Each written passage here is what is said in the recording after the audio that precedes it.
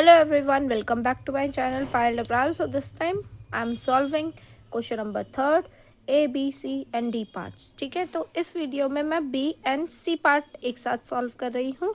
A and D next part में हम solve करेंगे. Okay, so now let's do it. वैसे हमारा पूरा क्वेश्चन पेपर सॉल्व हो चुका है, बस उसमें से मैंने कुछ क्वेश्चंस नहीं करवाए. जैसे 4 क्वेश्चंस नहीं करवाए. एक तो मैंने C and D नहीं करवाया क्योंकि मेरे को नहीं आता, मेरे पास टाइम भी नहीं है सॉल्व करने का. And then I didn't do C and D part of 6 question. बाकी मैंने सबके A to D पार्ट करवाया. ठीक है, सो नाउ थर्ड का अब मैं बना रही हूँ. तो B पार्ट से कि हमें शो करना है कि अगर F इंटीग्रेबल है on A to B then mod F भी इंटीग्रेबल होगा on A to B. And ऐसा होगा कि mod of integration F is less than equals to integration of mod F. ठीक है, so now let's go to the proof of this part. Proof we have with P part of question number third. ठीक है, तो अब हमें सबसे पहले क्या दिखाना पड़ेगा. we first show that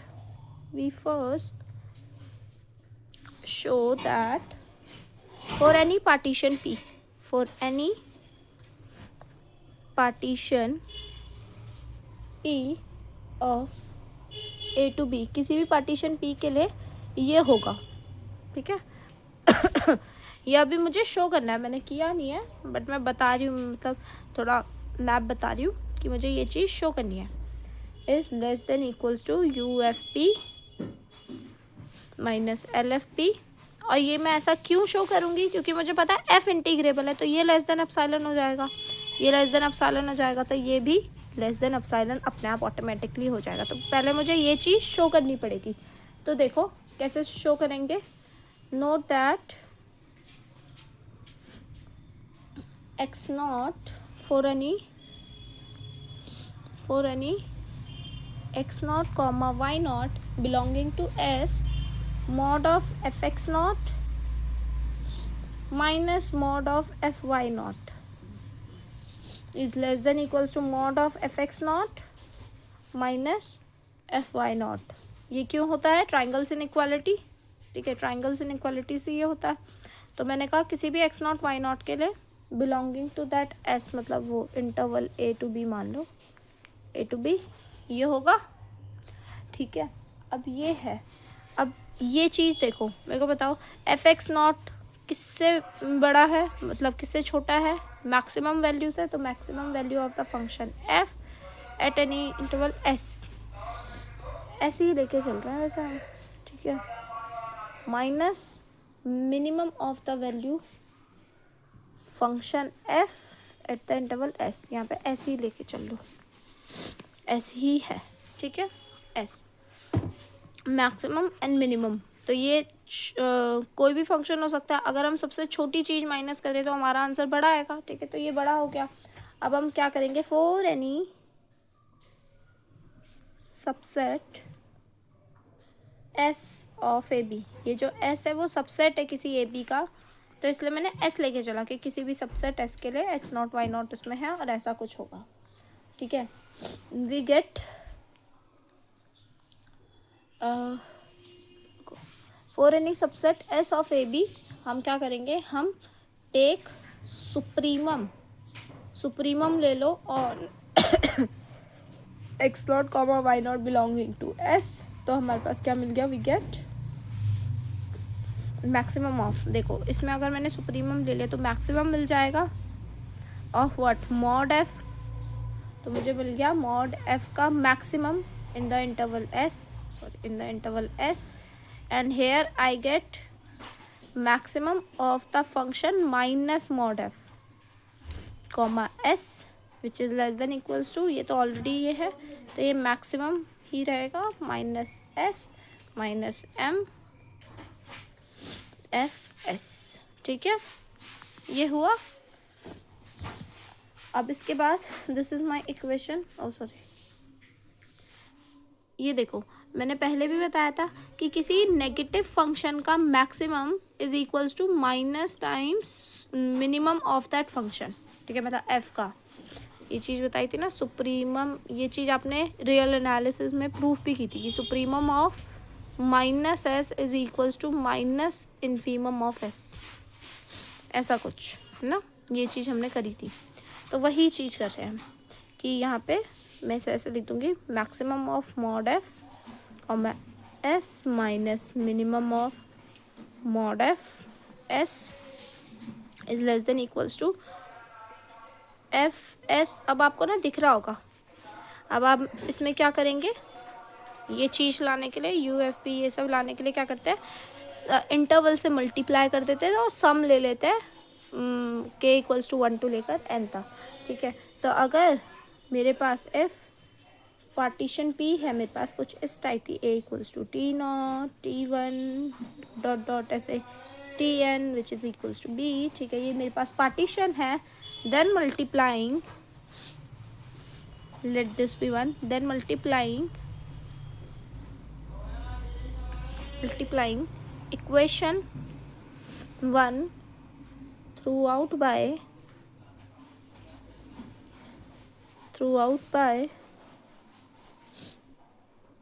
tk minus 1। ठीक है, इस पूरे से पूरा मल्टीप्लाई कर देंगे जहाँ पे कि मेरे पास फॉर एस, ये जो एस इंटरवल है इसको मैं मान लूँगी, ये जो सबसेट है वो है टी के माइनस 1 टू टी के। मल्टीप्लाई कर दिए इंटरवल्स को एंड टेक सम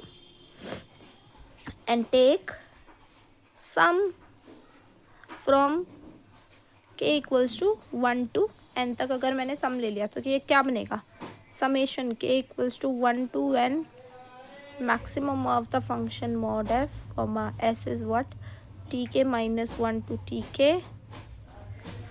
यहाँ पे वो इंटरवल आ गया tk माइनस 1। ठीक है, फिर माइनस समेशन के equals to 1 to n m, फिर यहाँ पे mod f आ गया, फिर tk माइनस 1 टू tk। ठीक है, यहाँ पे आ गया tk माइनस मल्टीप्लाई में इंटरवल की length which is less than equals to this part this. तो मैं अब इसे डायरेक्टली लिख दूँ ना, आपको दिख जाएगा ये कि ये क्या है, ये यू एफ पी बन जाएगा। ठीक है, this will become you F P. तो ये यू एफ पी से माइनस एल एफ पी से छोटा है। ठीक है, अब मैंने इतना बड़ा नहीं लिखा इसे क्योंकि ये भी ऐसे ही खुलेगा मैक्सिमम एंड यहाँ पे मॉड एफ नहीं आएगा, एफ आएगा क्योंकि ये एफ फंक्शन है। तो ऐसे, तो ये यू एफ पी बन जाएगा। नेक्स्ट लाइन में वही लिखूंगी कि ये यू एफ पी बन जाएगा, ये एल एफ पी बन जाएगा। सिमिलरली मैं इसको भी ऐसे लिख देती हूँ कि you of mod F comma P. आप पूरा लिखना, आप एग्जाम में पूरा लिखना, डायरेक्टली मत लिख देना। ठीक है, minus L of mod F P is less than equals to U F P. ठीक है, माइनस एल एफ पी। ये हुआ, ये मेरी इक्वेशन 2 आ गई। ठीक है, तो नाउ सिंस अब मुझे पता है एफ इंटीग्रेबल है, now since f is integrable on a to b, तो by Cauchy criteria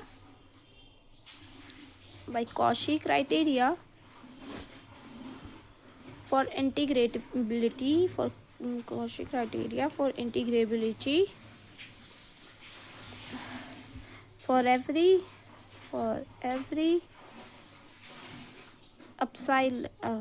every epsilon greater than 0 there exists a partition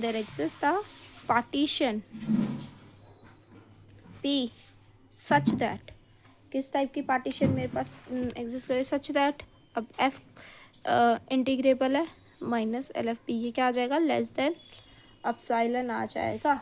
ठीक है, तो now therefore using this definition, using this in, जो हमारे पास इक्वेशन 2 आ गई थी, using this in equation 2।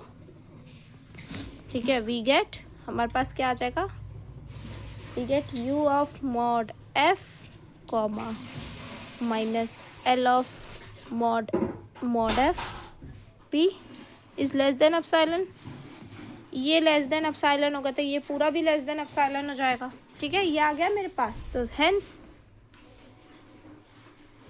Hence epsilon positive के लिए मुझे क्या मिल गया, ये एक पार्टीशन पी मिल गई, सच दैट ये क्या हो गया, ऐसा हो गया। Hence for epsilon positive there exist a partition P partition P of AB such that क्या हुआ, U of mod FP minus L of mod FP is less than epsilon, therefore mod F is integrable, mod F is integrable on AB। ये आ गया मेरे पास, ठीक है।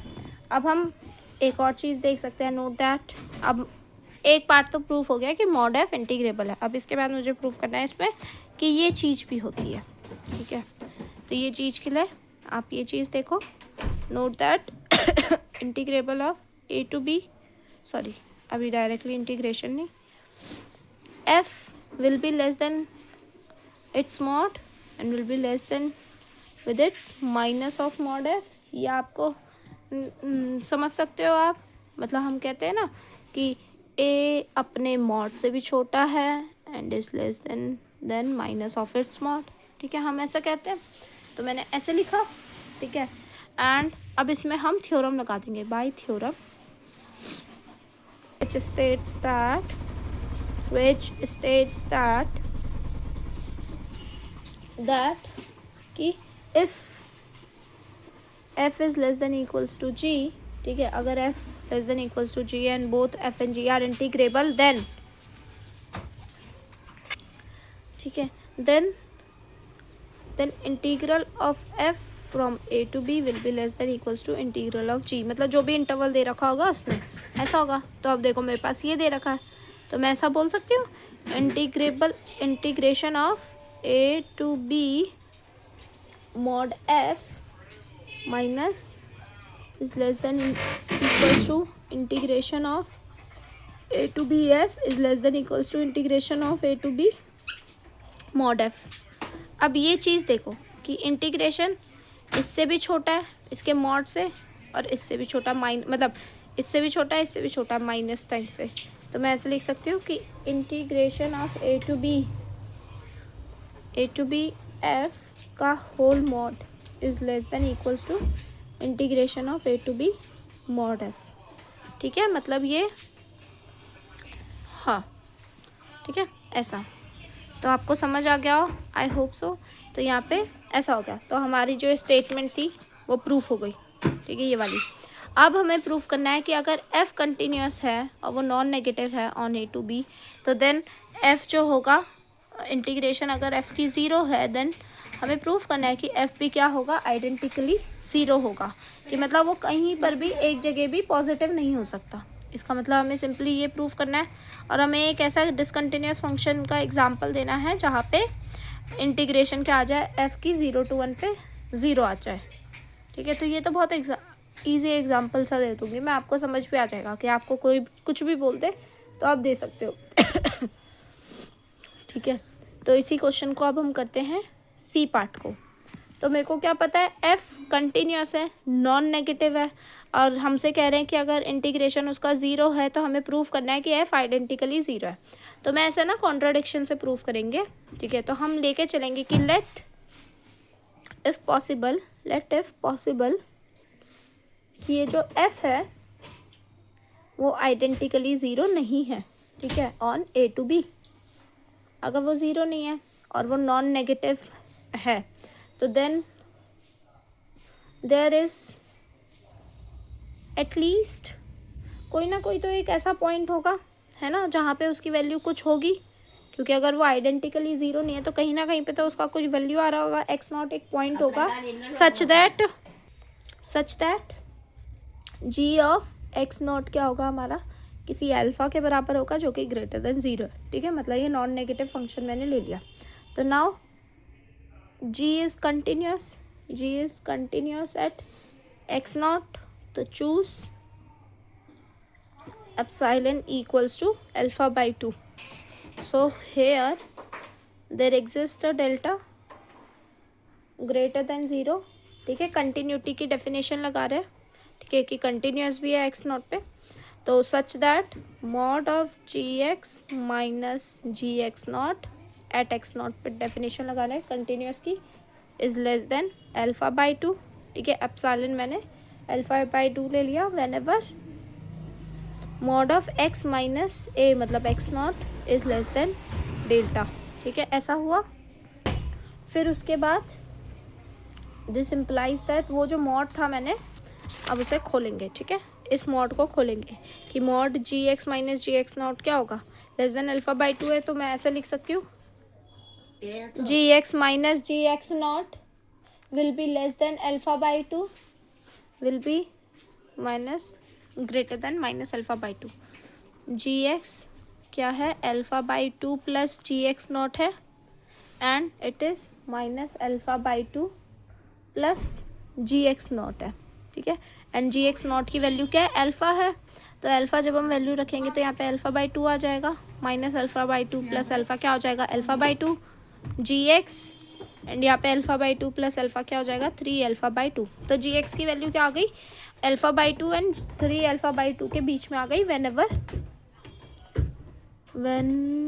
Ever वो जो mod x minus x not था वो लेस देन डेल्टा है, तो when ever x minus x not ना लिख के मैं ऐसे लिख रही हूँ, x is less than delta था, वहाँ पे प्लस एक्स नॉट हो गया, ठीक है, एक्स माइनस एक्स नॉट वहाँ जाके प्लस हो गया, is less then minus delta plus x not, ठीक है, ऐसा हो गया। अब इसके बाद हमारा क्या होगा, ठीक है, तो एक्स वो मॉड को भी मैंने खोल दिया तो उसमें भी ऐसे ही हो जाएगा, ठीक है, वेन एवर दिस। तो अब हम क्या करेंगे, अब हम इंटीग्रेट करेंगे, ठीक है, then integration of A to b g वो ग्रेटर देन इक्वल्स टू होगा किससे, integration of x not minus delta to x not plus delta से, g will be greater than equals to alpha by two two delta which is greater than zero, ठीक है, ऐसा आ गया मेरे पास। अब आप ये सोच रहे होंगे ये कैसा आया, देखो जी की अगर मैं इंटीग्रेशन लूँ इस इंटरवल में, ये छोटा इंटरवल है, तो अगर मैं पूरा बड़ा इंटरवल ले लूँ ए टू बी पूरा, ठीक है, तो वो बड़ा आ जाएगा उसकी इंटीग्रेशन, और ये जो है वो इससे आया अल्फ़ा बाई टू, इंटीग्रेट करूँगी जब मैं, मतलब ये ना ऐसे लिखा हुआ था, देखो integration of x not minus delta से एक्स नॉट प्लस डेल्टा, ठीक है, अल्फ़ा बाई टू, तो ये तो कांस्टेंट है, ये तो बाहर ही आ जाएगा, तो ये बन जाएगा अल्फ़ा बाई टू, और डायरेक्टली यहाँ अंदर बन जाएगा x not plus delta minus x not minus delta which is what, x not से एक्स नॉट कट गया, ये टू डेल्टा आ जाएगा यहाँ पे, तो ये लिख दिया मैंने, ठीक है, ये वाली इनइक्वालिटी यूज़ करके, और इसके आगे ये कह दिया, समझ गए, ठीक है, इतना। फिर इसके बाद ये क्या हो गया, this is a contradiction, this is a contradiction.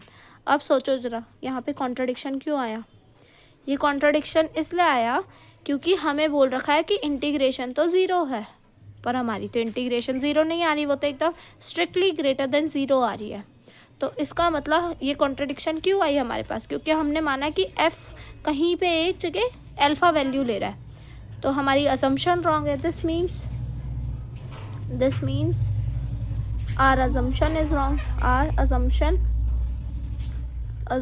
Is wrong, हमारी assumption गलत आ गई कि वो नहीं है, कहीं पे भी वो पॉजिटिव वैल्यू नहीं ले रहा है, देयरफॉर जी फंक्शन था या एफ फंक्शन था, सॉरी एफ फंक्शन था हमारे पास, एफ इज आइडेंटिकली ज़ीरो, ठीक है, यहाँ पे हर जगह एफ कर लो, एफ लेके चले ना हम, हमें पेपर में एफ फंक्शन दे रखा है, जी नहीं दे रखा, ठीक है, नोटेशन ध्यान रखना, हाँ ये ठीक है, पीछे भी मैंने सब जगह जी लिया है, पेपर में एफ़ दे रखा है कि एफ़ फंक्शन है, तो सॉरी आप एफ़ ही लेना, ठीक है, जी मत ले लेना, मतलब नोटेशन, नहीं तो मैम सोचेंगे कि बच्चों को आता नहीं है। एफ़ ले लिया हमने, एफ़ हर जगह, तो एफ़ क्या है हमारा फंक्शन आइडेंटिकली ज़ीरो बन गया, ठीक है, तो हेंस वही पूरी स्टेटमेंट लिख देना, therefore if integration is 0 then f is identically 0 on a to b, ठीक है। अब हमें एक एग्जांपल देना है डिसकंटिन्यूस फंक्शन का f on 0 to 1 such that उसका इंटीग्रेशन क्या है 0, तो देखो 0 to 1 पे देना है, तो मैं क्या करूँगी, इंटरवल को हाफ कर दूँगी, और f को डिसकंटिन्यूस करना है तो उसको 2 पार्ट्स में ब्रेक कर दूंगी। एक पार्ट में कहूँगी वो -1 है, एक पार्ट में कहूँगी मैं 1 है। -1 कहूँगी जब x की वैल्यू क्या होगी, लेस देन हाफ होगी एंड 0 के इक्वल होगी। इस केस में -1 होगी एंड जब वो हाफ होगी एग्जैक्टली तो 1 आ जाएगी एंड x यहाँ पे 1, हाफ से 1। मतलब ये फंक्शन कुछ ऐसा है, दिस इज 0 से हाफ तक इसकी वैल्यू क्या आएगी, -1 आएगी। हाफ तक वैल्यू इसकी क्या आएगी, -1। फिर हाफ से ही डायरेक्टली क्या आ जाएगा, ये जंप आ जाएगा, जंप आके सॉरी यहाँ पे भी इक्वल्स है, यहाँ पे क्या आ जाएगी इसकी वैल्यू 1 तक, यहाँ पे 0, यहाँ पे आ जाएगी इसकी वैल्यू 1। तो देख रहे हो डिसकंटिन्यूअस फंक्शन है। इसका आप खुद से एरिया भी देखोगे तो ये एरिया प्लस ये एरिया, माइनस का एरिया ये प्लस का एरिया, प्लस होके अपने आप 0 हो जाएगा। तो ये एग्जाम्पल है हमारा, ठीक है। तो इसका देखो इंटीग्रेशन अगर आप f का निकाल के देखोगे ऑन 0 to 1, तो आपको ब्रेक करना पड़ेगा फंक्शन का इंटीग्रेशन। तो आप 0 से हाफ पे एक बार ब्रेक करोगे तो यहाँ पे -1 dx प्लस एक बार हाफ टू 1 पे आप क्या लोगे 1 dx। तो यहाँ पे आ जाएगा -1 इंटू में हाफ -0 प्लस 1 टाइम्स यहाँ पे आ जाएगा 1 माइनस हाफ। यहाँ से आया -हाफ, यहाँ से आया +half which is equals to 0। तो हेंस फंक्शन क्या है, डिसकंटिन्यूअस है और उसका इंटीग्रेशन क्या आ गया 0। और यही हमें एग्जांपल देना था। आई होप सो आपको बी एंड सी पार्ट अच्छे से समझ आए हों। मिलते हैं नेक्स्ट वीडियो में जिसमें हम A and D part solve करेंगे। Okay, bye bye, like share and subscribe. मिलते हैं नेक्स्ट वीडियो में।